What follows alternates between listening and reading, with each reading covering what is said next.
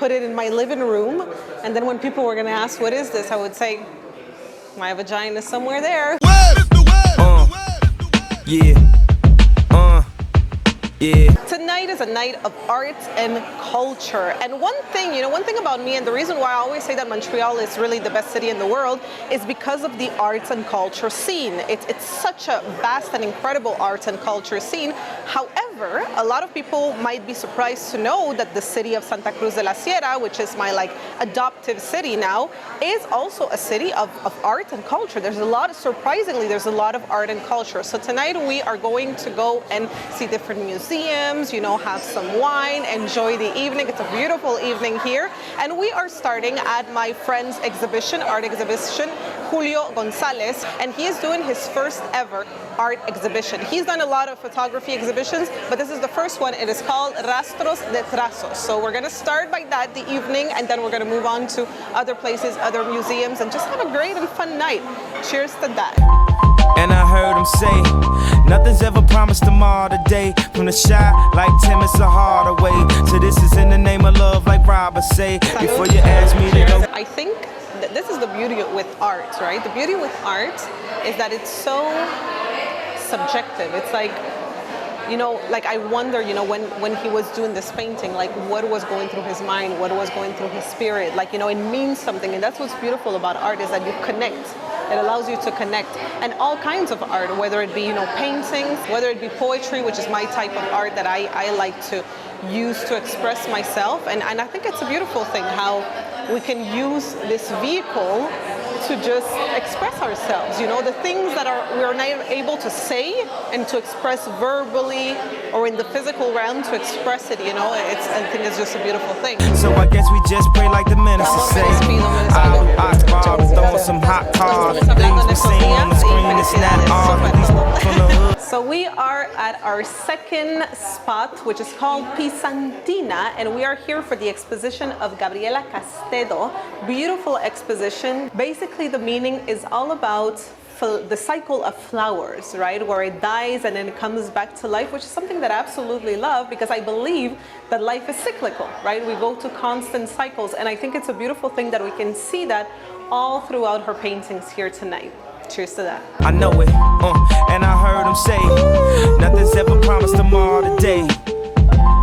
And I heard him say, nothing's ever promised tomorrow today. But we'll find a way. Nothing lasts forever, but be honest, babe. You are currently watching an episode of A.V.A. Every day. If you just somehow stumble upon this video and you don't know who I am, well, let me introduce myself to you. My name is Alexandra Villarroel Abrego. I am a best-selling author, international speaker, and coach. I've been doing this work for the past 15 years now, and this year we are doing our second World Conference tour. I did my first tour back in 2018. It was called Full Feminine Power Now. We did cities across North America and Europe, and this year we're doing it again, but this time it's called Renaissance Woman. We're doing all of Europe, we're doing all of North America, and all of South America, and we are documenting everything.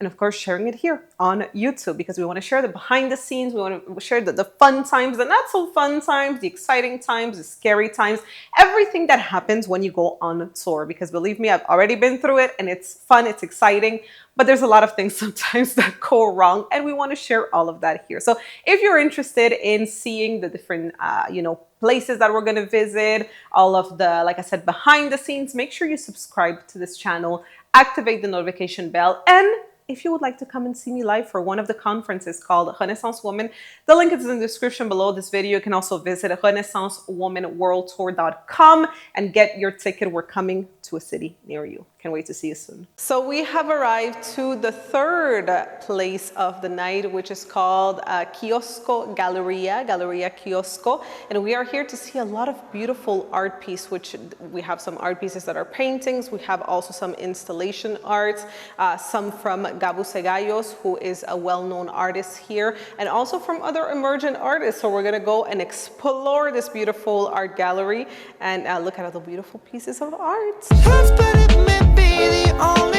They say people in your life for seasons, and anything that happen is for a reason. And gun clapping and keep the squeezing, and grand keep praying and keep believing in Jesus. And one day that you see him, to then walk in his footsteps and try to be him. I love this type of art. It's probably one of my favorite type of arts. I don't even know if it has a name or a genre, but it's like, I believe it's female empowerment arts. One of the first pioneer artists that used to do this back in the day, back when it was controversial, it's an artist, he's in the UK, and he created this piece of art called the Great Wall of Vagina. And he does these molds, you know, like these things of the vagina of women, and then he puts it all together in like a big piece of art. And I remember right before, I think it was like February, like right before the pandemic, before March, before everything started, I contacted him via Instagram, and I said, look, I'm traveling to Florida, because I knew he had a studio in the UK and one in Florida.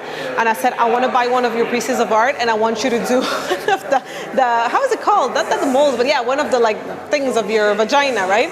And then you put it all in like a wall, and then it was going to be there, and I was going to like put it in my living room. And then when people were going to ask, what is this? I would say, my vagina is somewhere there. Guess which one it is? And I just think it's so empowering. And he has this book, which I have in Montreal, because I ordered it online, and it's called The Great Wall of Vagina book. And as you go through the pages, you see all of the different shapes and forms. And I think it's just so beautiful. I think it's just so empowering for women, because I think that because of pornography and everything, like all women are portrayed the same, when I think the beauty of women is that we're all different. It's just a beautiful thing. And look at what I just found here. Apparently her name is Aceituna Bravo, and she does these beautiful little pieces of art which represent the vulva of the woman, which I think is just a beautiful thing. I wonder if this genre of art has a name. Like, I wonder if it has like a category, because I'm seeing it more and more in, now it's the first time that I see it in, how's it called? Tissue, like in you know, yeah, in tissue, like in clothing in a way. But usually we see it in like cask or like in paintings also. I see a lot of women, they do this type of art with their menstrual blood. So you take your menstrual blood and then you draw the vulva, right? And I think, it's also a beautiful thing.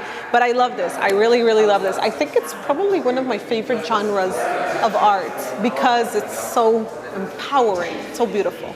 The devil is alive, I feel him breathing. Claiming money is the key, so keep on dreaming. And put them lottery tickets just to tease us. My Aunt Pam can't put them cigarettes down, so now my little cousin smoking them cigarettes now. His job